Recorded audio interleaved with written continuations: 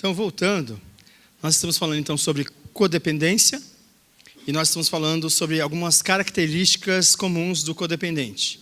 Aí falamos sobre ser guiado por uma ou mais compulsões, e aí você está escrevendo aí quais as suas compulsões. O segundo ponto foi compelido e atormentado pela sua família disfuncional de origem, ou seja, aquilo que você carrega como mensagens existenciais aí negativas. Falamos no terceiro ponto sobre baixa autoestima. No quarto, tem certeza de que sua felicidade depende do outro. E no quinto e último que falamos anteriormente, se sente desmesuradamente responsável pelos outros. Então, o codependente, ele se coloca como o supridor das necessidades do outro. Então, muitas vezes existem pessoas que são irmãos, por exemplo, um irmão mais velho se sente responsável pelos irmãos mais novos, porque na criação, sempre o mais velho tinha que cuidar dos mais novos, né? E agora essa responsabilidade continua, só que na verdade você não é o pai, não é a mãe desse seu irmão. E isso precisa ficar muito claro, que você não tem responsabilidade, além das suas responsabilidades que você tem quanto a sua família. Então, a sua família você é responsável. A família dos outros, eles são responsáveis. Consegue entender? Então, e mesmo com os seus filhos, às vezes vocês que estão aqui, algumas pessoas podem ter filhos na homossexualidade ou com algum problema de adicção em alguma área. Você precisa entender que a sua ansiedade, a sua preocupação não vai mudar o quadro do seu filho e da sua filha. Ficar a noite inteira acordada não vai mudar nada. Você não pode fazer nada além de orar e confiar que Deus está no controle e é Ele que vai cuidar. Então, quando a gente tem uma pessoa com um problema de alguma adicção, álcool, drogas, enfim, possivelmente a pessoa ela entra nesse processo do controle, de tentar salvar esse outro. Só que muitas vezes ele acaba alimentando um outro processo na vida e acaba também piorando a situação, né? Porque aí vai gerar ou uma dependência ou gerar crises, né? Porque o outro não quer ser cuidado. Diferente se for uma criança. Criança, sim, precisa ser cuidado e responsabilidade nossa de educar até que eles tenham maturidade suficiente para levar a vida. Mas, por exemplo, uma pessoa de 25, de 23, de 27, de 30, de 40 anos, ainda tem necessidades, às vezes, de ser cuidado por alguém. Está certo isso? Não, não está. A nossa cultura ainda é uma cultura de superproteção. E a superproteção, anota isso aí, superproteção traz adoecimento emocional e psicológico. E quem disse isso não foi eu, foi o pastor, foi o Augusto Cury. Ele disse que o controle inibe as pessoas controladoras, né, superprotetoras, ela inibe as pessoas de crescer emocionalmente e psicologicamente. Por quê? Porque eu não preciso fazer, o outro faz por mim. Aliás, eu não preciso pensar, o outro pensa por mim. Sabe aquela coisa assim de mãe? Tá frio hoje, leva a blusa. Então você não precisa pensar, tem alguém sempre pensando o que você tem que fazer. Então essas pessoas que são tendenciosas à passividade, elas não vão sair da passividade porque tem sempre alguém mandando elas fazerem. Então as mulheres que têm os seus maridos passivos, então elas estão controlando o relacionamento e elas estão reclamando: ai pastor, meu marido é um banana, porque elas falam isso. Desculpa te dizer, mas elas falam isso pra gente. Fala, com todas as letras. Pastor, tudo lá em casa sou eu. Só que eu vou dizer uma coisa para você, irmã. O dia que você sair da sua posição de controle, ele assume o controle. Enquanto você não deixar esse espaço para ele, ele nunca vai assumir, porque esse espaço já é seu. A gente quer que o outro muda, mas a gente não muda. Ah, pastor, mas se eu não fizer, vai...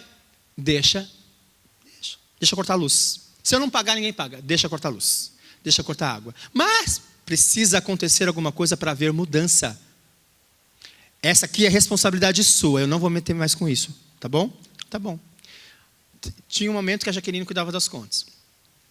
Nós sempre tivemos o nosso orçamento junto. Então ela recebia, eu recebia também, nós juntávamos e pagávamos tudo. Não tínhamos nada dividido. É seu e você paga algumas, eu pago. Nós tínhamos um sonho, um projeto que é o casamento. A família. Então, tudo junto. E a gente planeja junto, paga as contas junto, vamos viajar, vai para onde, tudo fazemos juntos. Porque é uma história, é um sonho só. Não existe um sonho seu, um sonho meu. Existe sim, meus sonhos fazendo parte dela também, o sonho dela fazendo parte meu também. Então, quando ela foi fazer a faculdade, não era apenas o sonho dela, era o sonho meu também que ela fizesse. Assim também foi as minhas faculdades assim. Então, é um sonho em conjunto. E eu preciso me lembrar de que eu preciso funcionar de uma forma equilibrada com esse outro, para não super proteger demais. Porque se eu super protejo, ele não precisa agir. Ele não vai agir. Então, quem é controlador demais, precisa descer um pouquinho. E entrar na linha chamada interdependência, que é a linha de equilíbrio, que é a dependência de Deus. Quem está na passividade, precisa ser mandado, orientado o tempo todo, precisa subir um pouquinho, para encontrar essa linha da interdependência. Tá? Então, quem controla desce um pouco, e quem depende sobe um pouco. Só que acontece se o que controla não dá o espaço para o dependente, para o passivo subir, como que ele vai subir? Não vai subir porque o espaço já está tomado. Então, é assim, você manda o outro fazer, mas o outro não faz como você quer, e aí você critica em vez de elogiar. O outro vai melhorar e vai fazer direito? Nunca, porque nunca vai estar bom. Então vai chegar um momento que vai cansar você, vai cansar ele vai desistir também de fazer, e você também vai desistir de cobrar. Ou vai continuar cobrando, mas assume toda a responsabilidade. Então, num relacionamento com dependentes, um controla e o outro depende. Na dinâmica disso, eu encontro, de forma inconsciente, quem é controlador já vai namorar ou vai se relacionar com alguém, que se ele é controlador, com alguém que ele possa controlar, que ele possa cuidar. E quem é passivo, né, já vai também procurar alguém que vai cuidar dele. Então, um busca alguém para cuidar e o outro busca alguém para ser cuidado. Tá? Porque dois controladores juntos, imagina, um queria mandar no outro. Não dura muito. Então, já no namoro, não dá certo. Não é para isso que eu nasci. Dois passivos juntos, imagina, vamos aonde? Não sei, você decide. Não, decide você. Enfim, os dois passam fome. Também não dá certo. Então, na dinâmica, um controla e o outro depende. Então, acaba sendo meio que natural. Só que eu preciso entender que acaba acontecendo isso, mas esse é o certo? Não. Então, o padrão de certo é eu encontrar a linha de equilíbrio. Nem controle demais e nem passividade demais. Esse é o certo. Então, é essa dinâmica que eu preciso entender. Então, se eu controlo, eu preciso abandonar meu controle. Mas quem controla, se controla por defesa. Controla pelo mecanismo de defesa. Então, muitas vezes foi abusado lá atrás. A gente vai falar sobre os abusos aqui na frente. Não tem nada a ver com sexual, não. É outro tipo de abuso. E muitas vezes foi abusado ali. Às vezes foi muito criticado, às vezes sofreu violência dentro de casa e tal, e aí ouviu, ou não sofreu, ouviu o pai maltratando a mãe, e aí, por exemplo, as mulheres, principalmente as mulheres, né, controladoras, elas viram uma situação dessa assim, homem nenhum vai fazer o que ele está fazendo com a minha mãe. Automaticamente, o que ela está fazendo? Ela já está tomando o controle, e ela vai se relacionar com um homem que não vai fazer isso com ela. Porque aqui em casa, quem manda sou eu. Muitas vezes as pessoas elas acabam então refletindo o reflexo do passado. Então, e isso precisa ser curado. Então, por exemplo, se ela viu isso dentro de casa, ela vivenciou, ela ouviu mensagens que hoje ela anda por cima dessas mensagens, ela precisa desconstruir essas mensagens. Então, ela precisa identificar quais mensagens são desse controle dela para poder abandonar. Porque quem controla não consegue depender de Deus. Tá? Aí você pensa, então quem depende de Deus. Também não depende de Deus. Porque, na verdade, o processo é depender do outro. E Deus não é aquele que carrega a gente nas costas. Ele nos ensina a sermos emancipados e sermos autônomos. É crescimento. Sabe silêncio de Deus? Minha esposa sempre fala isso. Eu estou passando pelo silêncio de Deus. Deus fala até com o cachorrinho lá na rua, mas comigo não. A passar pelo silêncio de Deus é assim, é você passar por uma situação e você está buscando uma resposta e aquela resposta não vem, e você busca e aquela coisa não muda, né? E aí você fala, meu Deus, parece que Deus me esqueceu. Não, é o silêncio de Deus que Ele está deixando você crescer. Por quê? Porque fé é um processo, da onde você desenvolve o processo de crescimento dessa sua fé, de fortalecimento dessa fé. Então, nós iniciamos com uma fé superficial, e essa fé ela vai se fortalecendo à medida com que você vai caminhando com Deus. A fé vem pelo ouvir, e ouvir a palavra de Deus. Então, à medida com que você vai ouvindo, vai se fortalecendo, a sua fé vai se tornando mais forte. E existem momentos na nossa vida em que nós estamos com uma fé inabalável. Existem outros momentos que nós perdemos praticamente quase a fé, às vezes. Às vezes seguramos assim, Senhor, segura na pontinha do meu dedo. Por que tudo isso? Por que temos esses altos e baixos?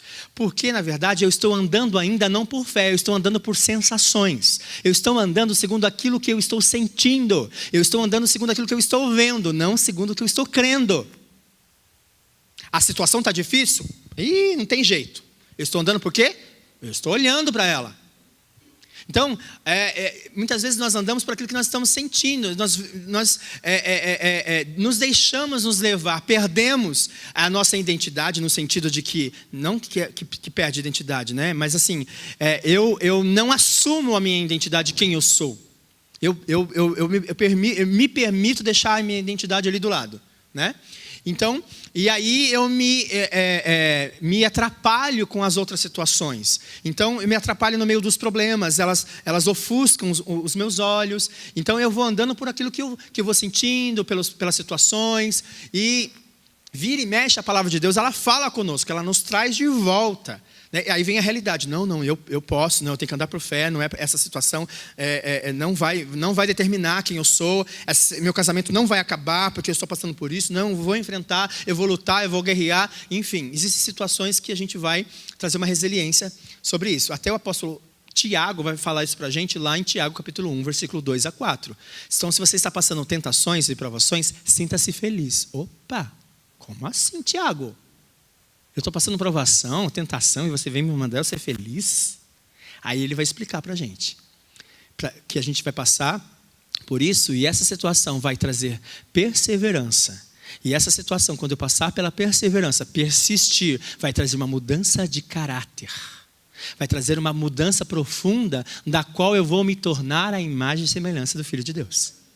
Então, ou seja, eu vou sair dessa situação mais fortalecido, não enfraquecido. Então, você precisa olhar para situações de fragilidade na sua vida como uma situação de uma oportunidade que você está tendo para olhar para essa situação, para sair dela mais fortalecido. Não é para te derrubar.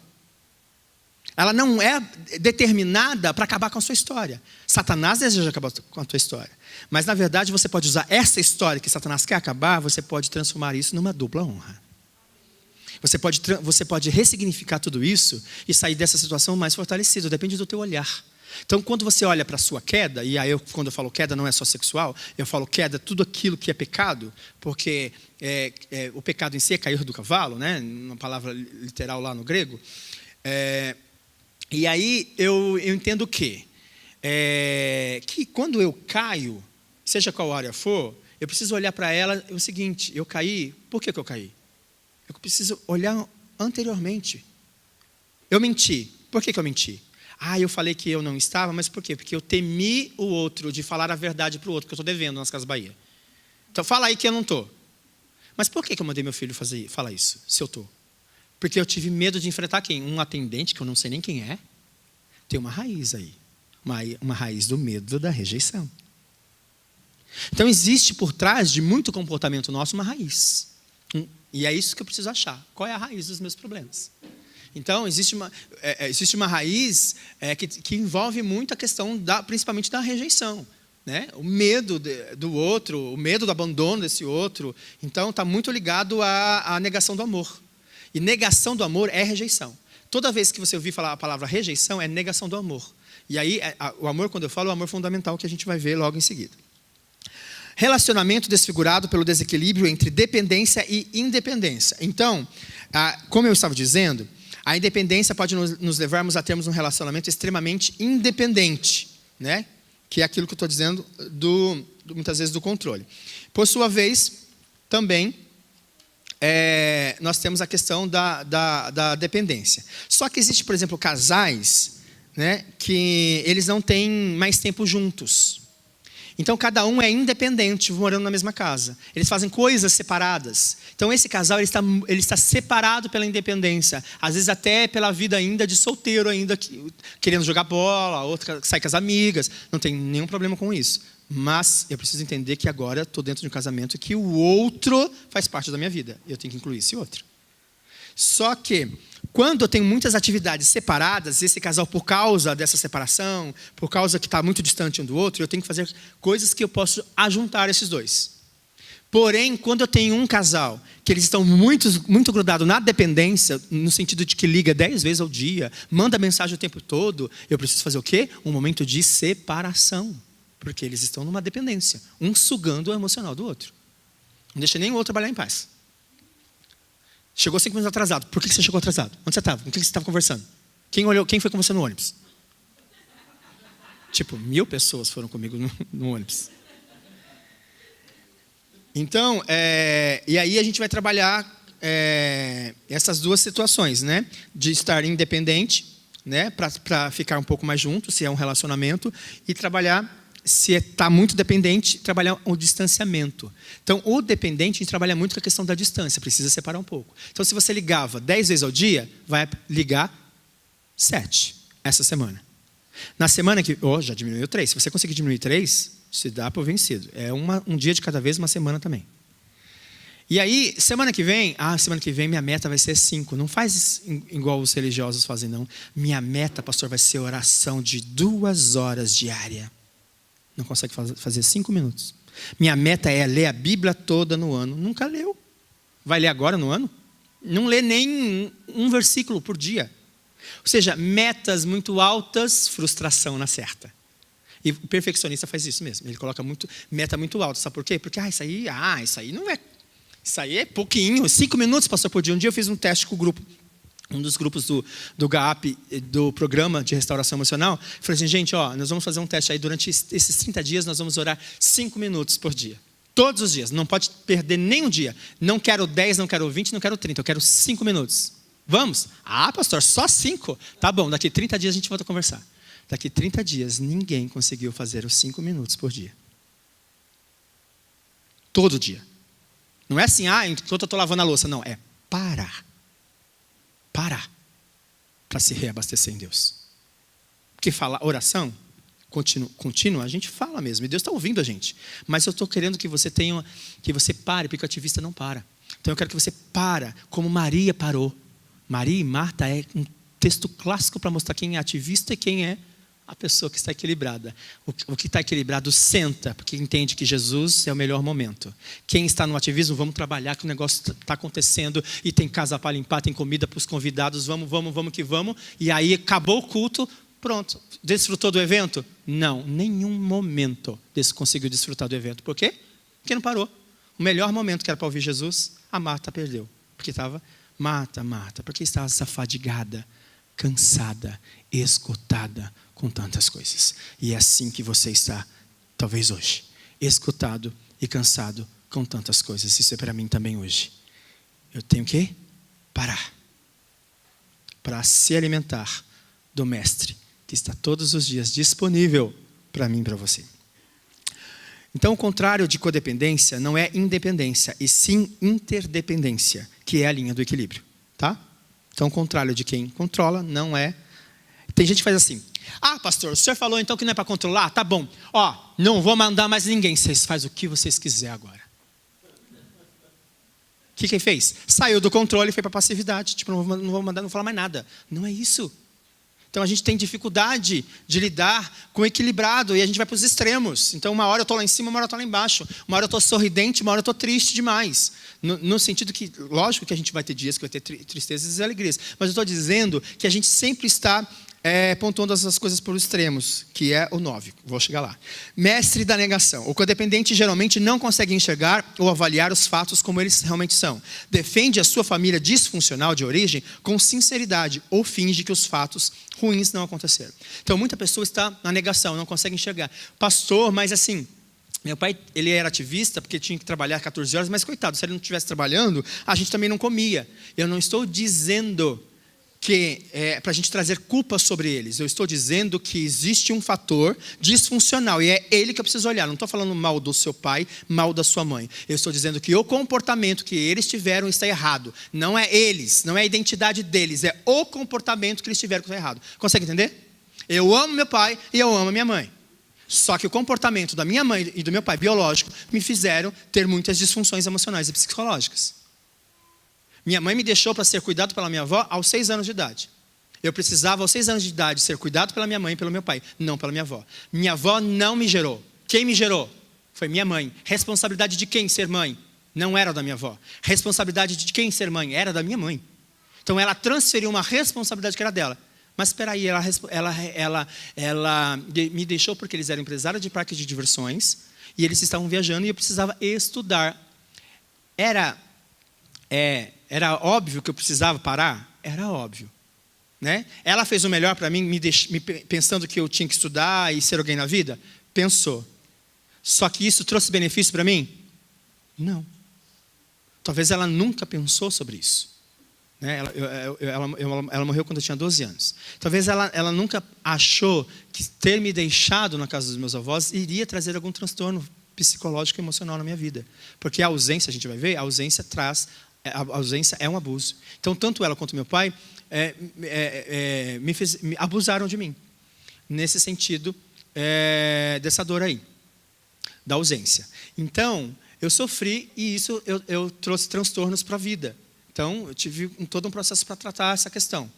Então, eu não estou aqui para culpar os nossos pais e as nossas famílias. Entendam isso. Mas eu estou aqui para mostrar que o comportamento foi disfuncional. Tá? Então, eu tenho que perdoar, no sentido de perdoar a ação que eles fizeram erradamente. Mas que foi de forma intencional? Foi. Foi eu quero fazer um mal para o meu filho, vou te deixar lá. Não. Foi de forma protetora. Só que a proteção não foi proteção. Consegue entender, gente? Então, um dos meus processos, aí eu estava com uma facilitadora que estava me acompanhando no meu processo, e aí a gente estava drenando as nossas dores, a gente olha para o passado e começa a descrever, e começa a falar quem nos abusou e tal. O processo da negação com a minha mãe foi muito forte, porque minha mãe morreu aos 12 anos, só que assim, meu pai nunca vinha me visitar. Ele vinha uma vez por ano, e às vezes tinha ano que nem ia. Minha mãe sempre estava ligando e ela ia 3 vezes ao ano, mais ou menos, nos visitar, estar com a gente, pelo menos uns dias. Então, minha mãe sempre foi aquela pessoa que eu idealizei, a melhor mãe, ela pelo menos me ama, ela pelo menos está comigo e tal, em alguns momentos. Então, quando ela faleceu, isso ficou muito forte para mim, tipo, minha mãe me amou. Quando na fase adulta eu vou tratar isso, eu não consigo tratar que minha mãe me gerou um abuso. Então, eu chego na hora de drenar ela, a minha facilitadora disse: Arlen, você precisa colocar uma pessoa significativa aqui, para você drenar uma dor. E aí eu olhei, pensando, né? Não tem mais ninguém, todo mundo, né? Quem abusou de mim, fulano. Fui colocando, não, já não tem ninguém. Ela disse assim: a sua avó não tinha obrigação de cuidar de você. Ela só falou isso. Eu entendi quem tinha a obrigação de cuidar de mim. Era minha mãe. E ali, então, toda a dor, toda a carga emocional de uma dor que estava submersa. Submersa embaixo? Ou em cima? Embaixo. Tem hora que dá um chute aqui. Toda a dor que estava submersa veio à superfície. É isso. Aí acertei. Então, ou seja, aí eu pude drenar a dor do abandono. Ela me abandonou, sim, aos 6 anos de idade. Ela escolheu ficar com meu pai e não escolheu ficar comigo. Ela poderia ter escolhido ficar com os filhos. Eu tenho um irmão ainda. Então, ela não escolheu ficar com os filhos e deixar o marido trabalhar fora e cuidar de nós, mandando recurso. Ela não escolheu isso, porque ela era dependente emocional do meu pai. Então, ela não conseguia viver sem ele. Então, ela fez uma opção pelo marido em vez dos filhos. Então, eu tive que trazer essa dor à luz, que é isso que o Espírito Santo de Deus faz com a gente. Ele está fazendo isso com você hoje. Ele está trazendo à luz as dores ao seu coração. Para te expor e fazer você sofrer? Não. Para curar essa dor. Só que para curar a dor, ele precisa mostrar para você. Os pastores fazem isso aqui o tempo todo conosco. Eles vão lendo a palavra e vão nos ensinando. E aí, quantas vezes tem uma palavra de perdão, por exemplo? Aí ninguém vem na frente, como se todo mundo não tivesse alguém para perdoar. E aí, não falo com o ciclano, não falo com o beltrano, eu olho, a irmã vai por ali, não deixei por aqui, para nem encontrar com ela.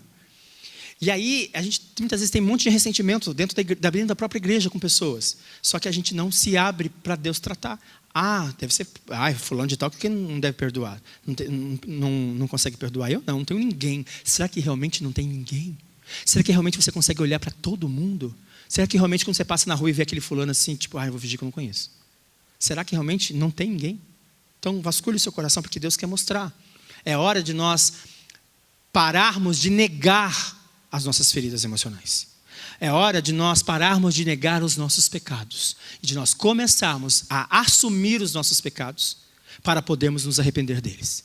Porque se eu não enxergar o meu pecado, eu vou me arrepender do que, igreja? De nada. Não tenho pecado? Pecador é o irmão. A irmã ali, é pecadora. Ela é pecadora, eu não. Então, ou seja, eu não tenho que me arrepender. Ou seja, eu não vou aprofundar no meu processo e acabo virando um religioso. Preocupa-se com as circunstâncias que não pode mudar e tenta mudá-las. O codependente, então, ele se frustra tentando mudar e controlar circunstâncias ou pessoas que estão além do seu controle e que sempre vão estar. Eu costumo fazer isso, mas não é culto, né? É palestra, mas tudo bem, vamos fazer isso, vai. Diga assim comigo. Eu não posso controlar ninguém. Isso você vai ter que levar para a vida. Você não tem o controle de ninguém. Você não é Deus. Fulano de tal não chegou. Senhor, visita ele agora. Agora. Acalma meu coração, porque eu não posso. Vou descansar. Consigo descansar? Só consigo descansar se eu confio na proteção de Deus. Por isso que eu preciso trabalhar o meu controle. Porque se eu estou no controle, eu não tenho Deus como meu ponto de confiança, de segurança. No meu processo de consumismo, eu tive que trabalhar confiança em Deus. Porque eu aprendi que ansiedade está ligada à incredulidade. Porque o texto diz para nós, não estejais ansiosos por coisa alguma.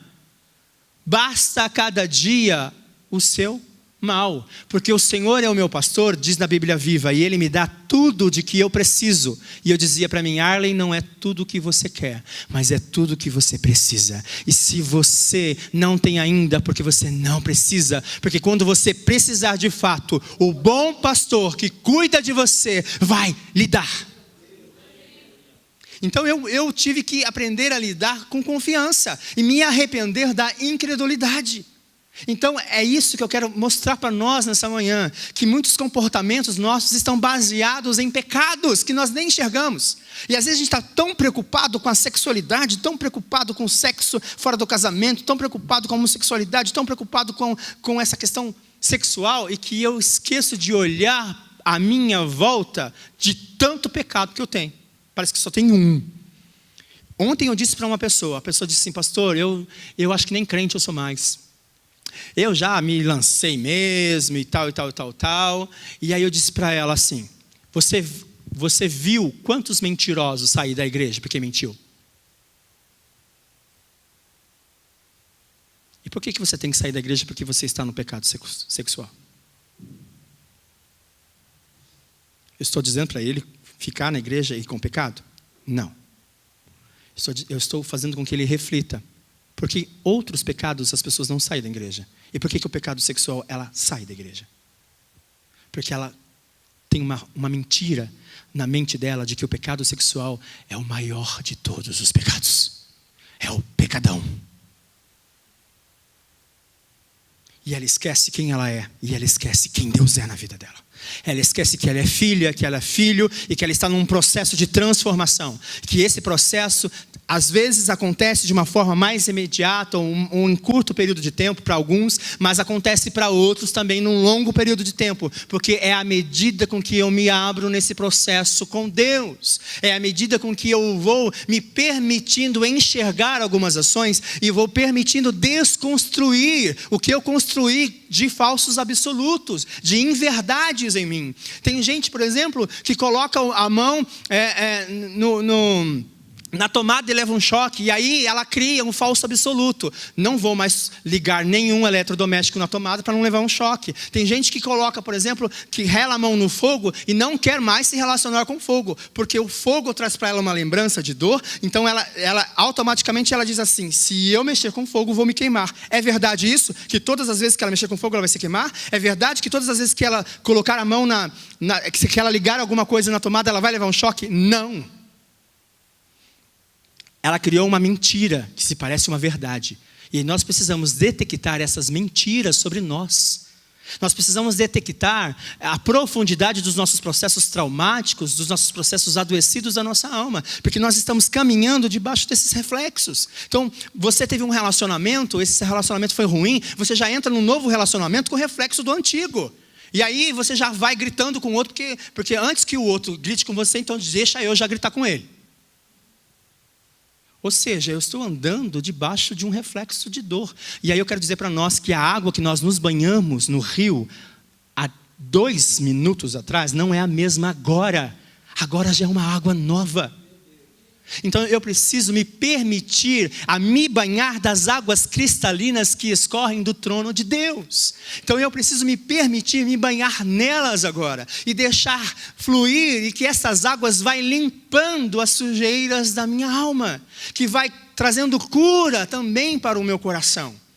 Só que para isso eu preciso enxergar. Então, sabe assim, se você vai na lama e suja os pés e tal, você vai lavar os pés. Então o Espírito Santo de Deus, ele faz o que conosco? Ele vai mostrando as áreas frágeis das nossas vidas. Então se você está enxergando as áreas frágeis da sua vida, sinta-se privilegiado pelo Pai, porque Ele quer tratar, Ele quer curar isso que está acontecendo com você. Ele não quer expor a sua dor e dizer: olha, você é uma prostituta, olha, você faz sexo com todo mundo, você tem 5 maridos e nenhum é teu, olha só. Não é propósito de Deus expor os nossos pecados e deixar a gente com o pecado na nossa mão.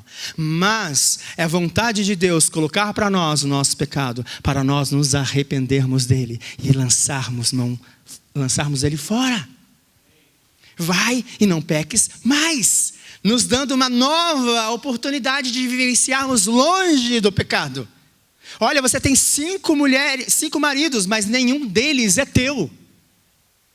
Deus estava dizendo para aquela mulher, pastor Doni: olha, mas se você crer em mim, eu posso fazer você se alimentar de mim, você vai ter o seu suprimento emocional e ainda posso até conseguir um marido para você. No sentido do quê, gente? Porque assim ela tinha 5, mas não tinha nenhum. Ela era vazia. E nós estamos assim como aquela mulher, bebendo de águas amargas e nos tornando pessoas vazias, cada vez mais que entramos nas adicções. Quanto mais eu estou no meu processo de adicção, de vício, eu vou me esvaziando e eu vou entulhando os meus poços de água viva. Que os poços de água viva estão aqui dentro de nós, eles precisam fluir, mas muitas vezes eles estão entulhados de dor. E aí ele está entulhado de dor, e o que eu faço com a minha dor? Eu preciso fazer o quê? Eu preciso tirar isso. Se eu não consigo sozinho, eu vou pedir ajuda para o pastor, eu vou pedir ajuda para um grupo de apoio, eu vou pedir ajuda para alguém me ajudar a desentulhar. E quando eu começar a tirar tudo isso, o rio volta a fluir novamente. A presença de Deus que você não sentia mais começa a brotar, e você vem a felicidade, vem o gozo. Senhor, obrigado. Por quê? Porque você está permitindo ser tratado por Deus. A vida é pontuada então por extremos, são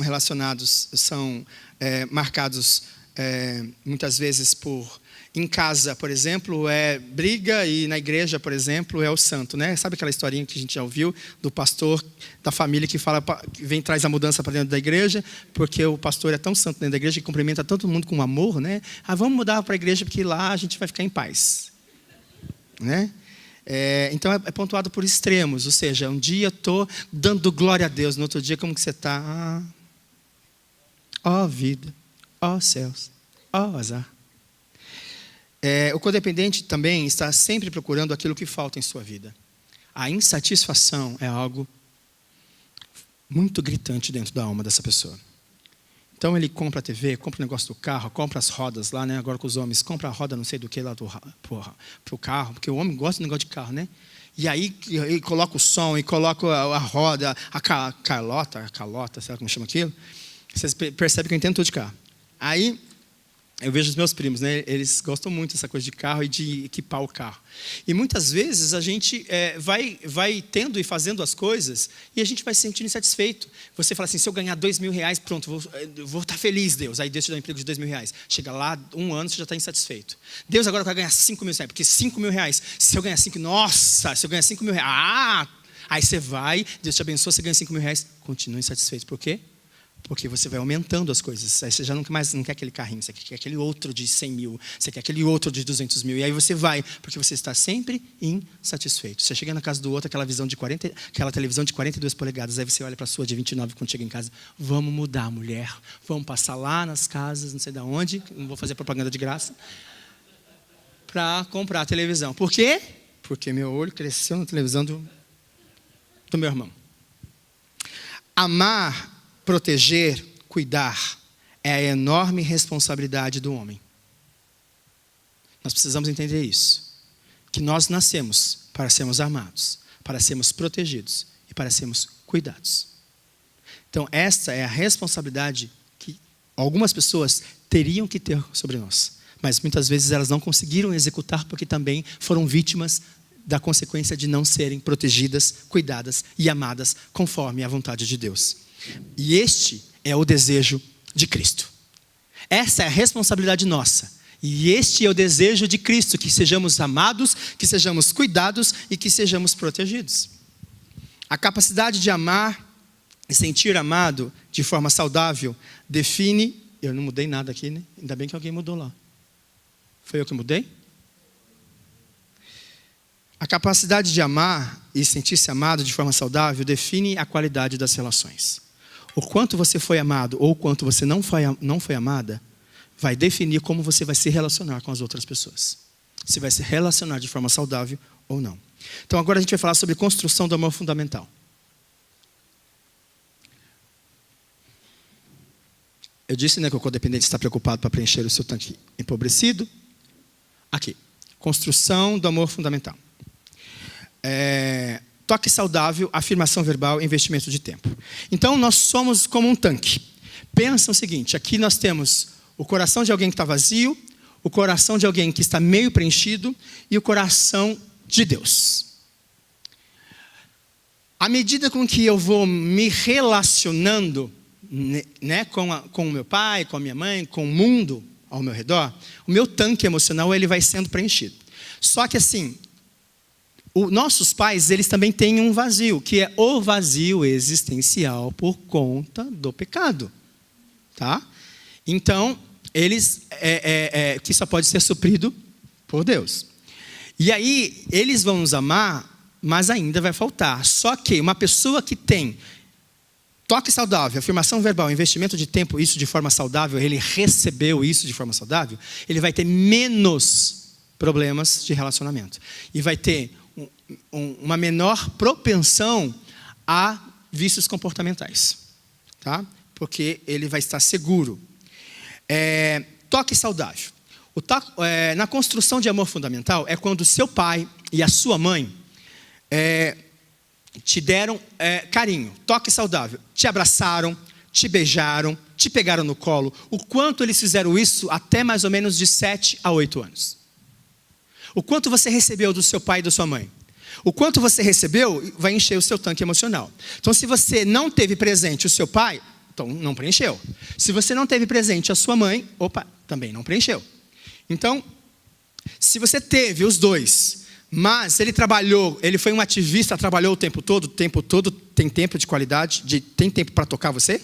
Não, você já chega, já está dormindo, e você sai para ir para a escola, e ele já saiu também, enfim. Vocês quase nem se viram. Então, ele te tocou? Muito pouco. Então, ou seja, quanto é que você foi tocado de forma saudável pelo seu pai e pela sua mãe? De 0 a 10, anota aí. Pela sua mãe, 8. Pelo meu pai, 0, 3. Porque se for nordestino ainda, os homens, cai um pouquinho mais. Se for militar, cai um pouquinho menos ainda. Por quê? porque ainda tem uma cultura machista. Aonde, por exemplo, a figura masculina, o pai, por exemplo, não coloca o filho sentado no colo. Isso não é coisa de homem. Uma pessoa me perguntou de madrugada, e eu vi isso pela manhã, porque no emotion lá, nem sei se fala esse nome, do WhatsApp, tem a carinha que tem um beijinho lá. E aí eu mando um rostinho feliz e um beijo, tipo despedida, beijo. E aí para homem e para mulher é para todo mundo que eu tenho contato, e eu só tenho contato com cristão, a grande parte dos meus contatos. Então é normal, a minha igreja é uma igreja que dá o ósculo santo. Né? Está o pastor Danerval, o pastor da minha igreja. Né? No começo a gente estranhou, mas depois a gente se acostumou. Homem beija homem lá, no rosto, é um cumprimento. Jô Soares faz isso. Então, normal, hoje é uma coisa super normal para a gente. Então, essa coisa de que você tem um relacionamento saudável com outro homem, não é porque você abraça um outro homem, ou que você beija ele no outro homem, que você deseja ele sexualmente. Consegue entender? Não é porque também você beija uma mulher, ou você abraça ela, que você deseja ela sexualmente. Né? Como tem uma igreja que coloca os homens de um lado e as mulheres do outro. Porque parece que se tocar, explode. Não. Então, tudo é santo para quem tem a mente santa. E tudo é impuro para quem tem a mente impura. Então, está aqui, de como eu vejo a situação. E aí ele me questionou algumas coisas, e eu disse, olha, Paulo em Romanos 16, mandou uns aos outros se cumprimentarem com o ósculo santo. Ele não estava falando para a cultura judaica, porque ele não estava dizendo uma carta para os judeus. Ele estava mandando uma carta para a igreja de Roma.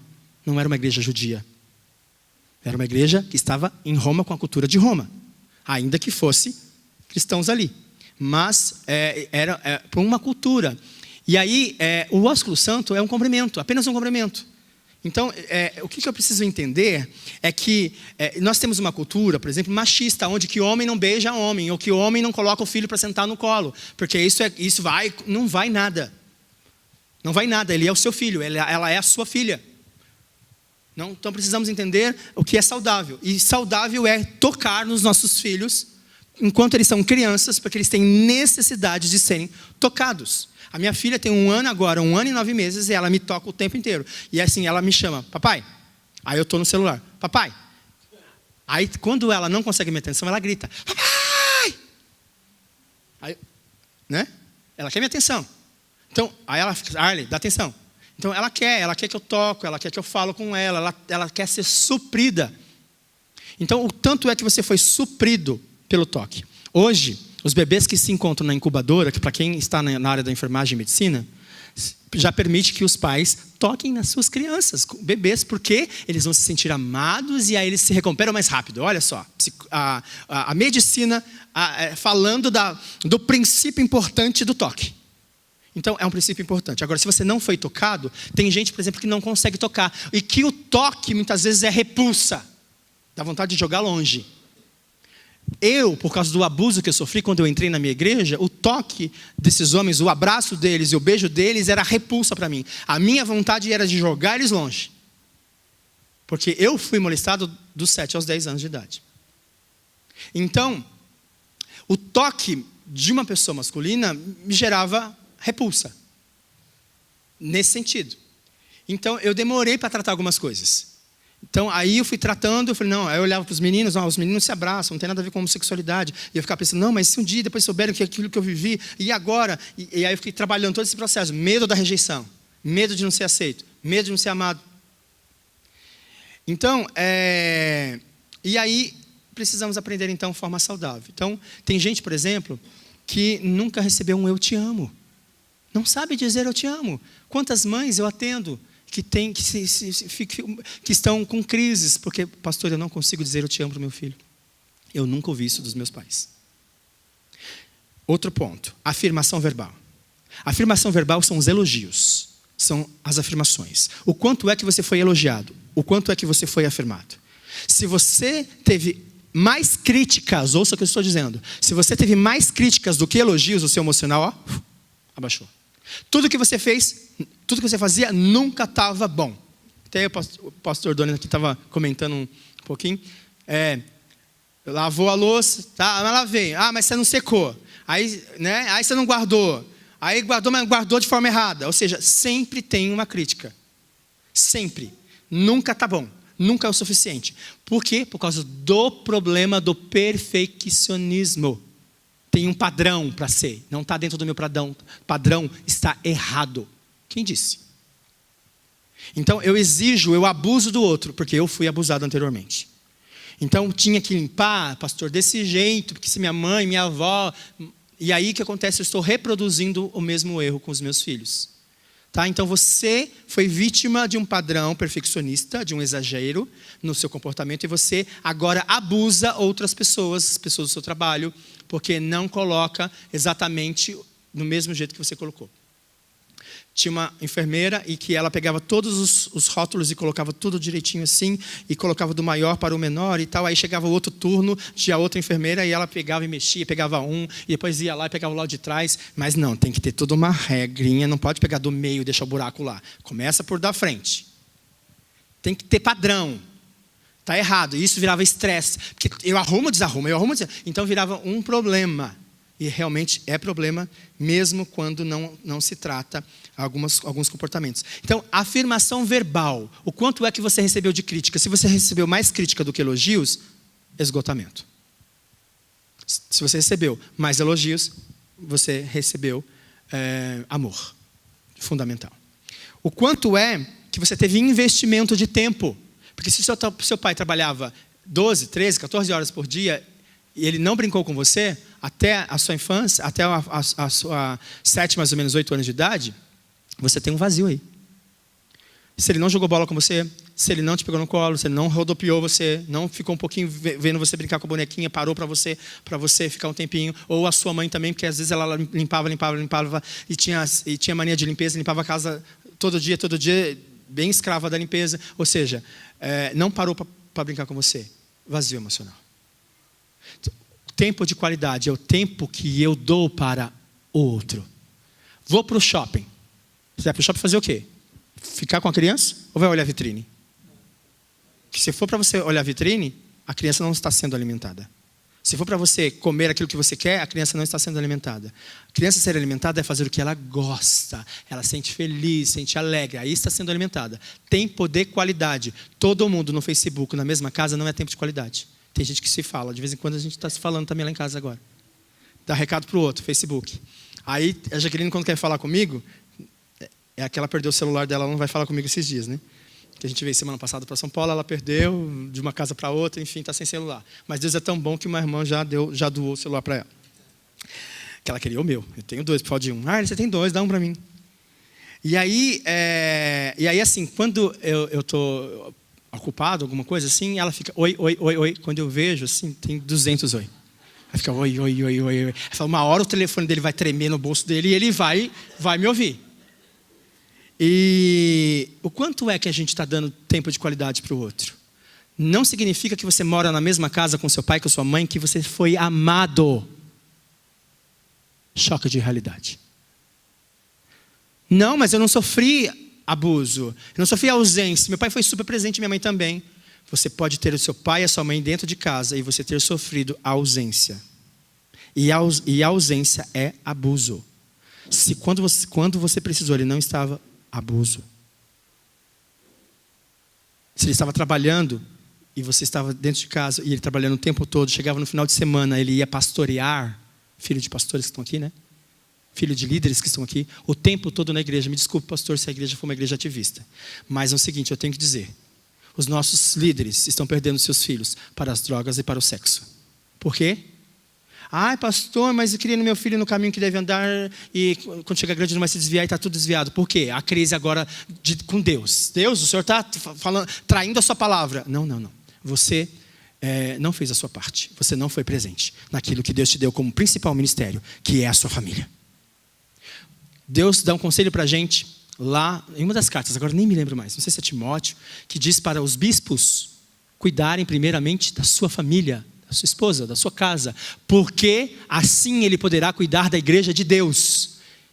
Família, esposa em primeiro lugar e depois aos filhos, é segundo. Porque os filhos, eles vão embora e você vai ficar pro resto da vida, você e ela, os dois vêm. Os filhos casam e vão embora. Então, primeiro é o quê? É eu e ela e depois os filhos. E depois é o ministério, porque ministério não é Deus. Deus e ministério são coisas diferentes, obras diferentes. Então eu preciso entender que eu preciso cuidar daquilo que Deus me deu primordialmente, senão eu vou perder para Satanás. Satanás está entrando e tomando os nossos filhos e a culpa é nossa. A responsabilidade dos nossos filhos não é do pastor, não é da irmãzinha que cuida das crianças. A responsabilidade dos nossos filhos é minha e é sua. Vou para a igreja e vai ficar lá na escolinha? Não, as minhas filhas leem a Bíblia, as minhas filhas oram, nós ensinamos elas a terem comunhão com Deus diariamente. Isso elas experimentam em casa. Eu não fico esperando elas adquirirem isso lá na igreja. Agora a questão é, o quanto é que eu estou trabalhando e passo a semana inteira na igreja e os meus filhos estão aonde?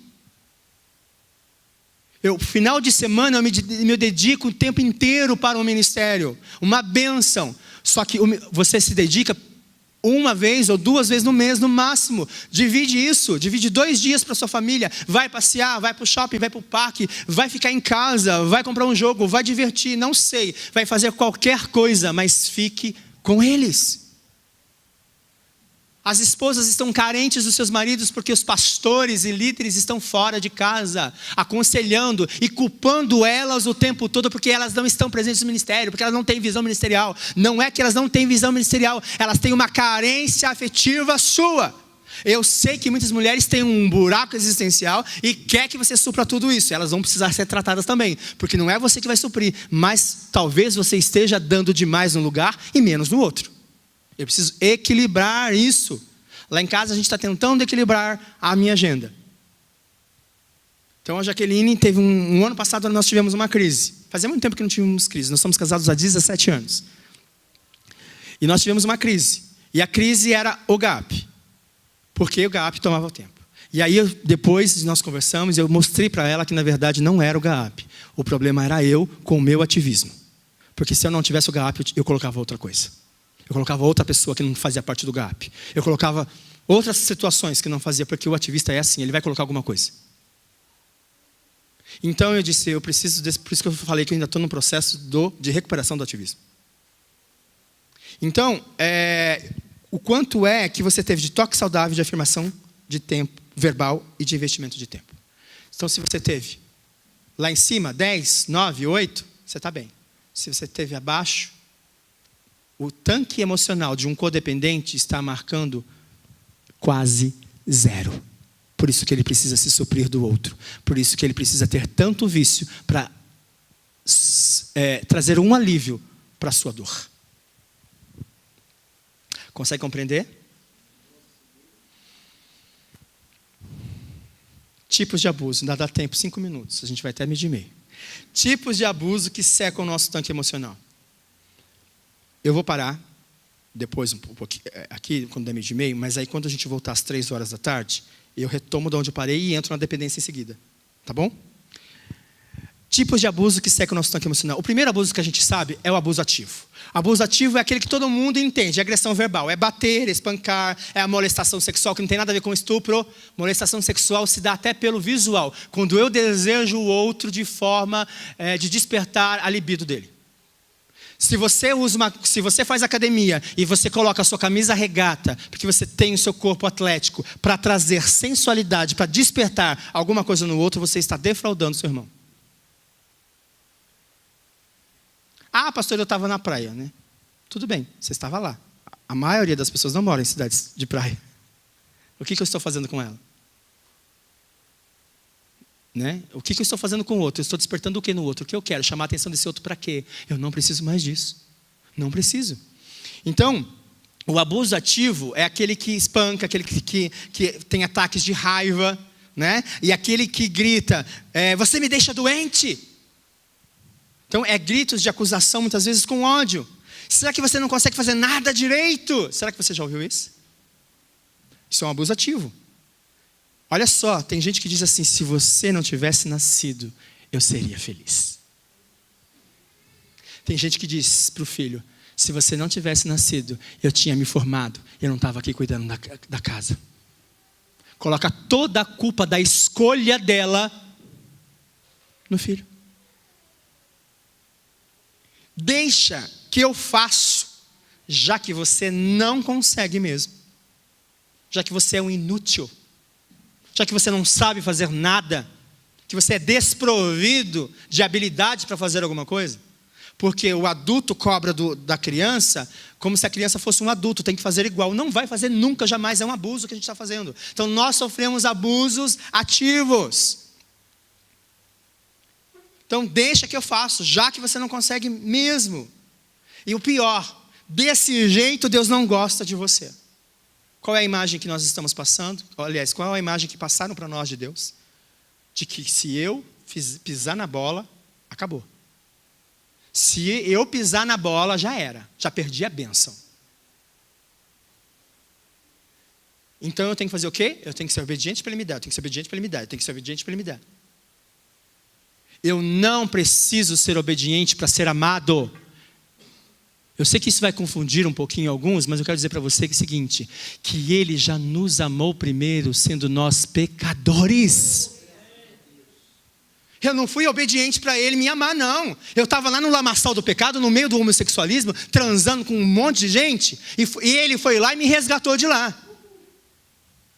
Agora que eu estou na igreja, então se eu peco Ele vai me jogar fora? Eu não entendi a lógica. Vocês conseguem entender a lógica disso? Eu não. Não consigo entender a lógica. A lógica é que de quando eu estava aprisionado no pecado, Ele vai lá e me tira. E agora que às vezes eu caio, às vezes eu me sujo, e agora Ele vai me jogar fora? Não entendi a lógica. Por que Ele me tirou de lá então? Qual é a lógica disso? Não existe.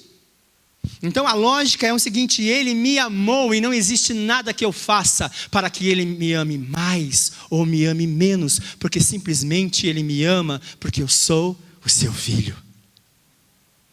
Veio uma pomba, o Espírito Santo pairando sobre Jesus, e aí uma voz ecoou dizendo, você é meu filho amado. Espera aí, eu não curei ainda, não ressuscitei mortos, não fiz nenhuma obra na igreja, não saí batizando ninguém ainda, calma aí, como que você é meu filho amado? Porque os ativistas têm problema com isso, ele precisa trabalhar para Deus amar ele. Então, ele precisa na verdade fazer tanta coisa na igreja para se sentir amado por Deus. Não, eu já sou amado por Deus. Você já é amada e amado por Deus. Fecha isso no seu coração nessa manhã. Se tem uma coisa que você precisa gravar nessa manhã no seu coração, grava isso, que você é amado e amada por Deus, porque você é filho e filha, e ponto. Você pode aplaudir a Jesus?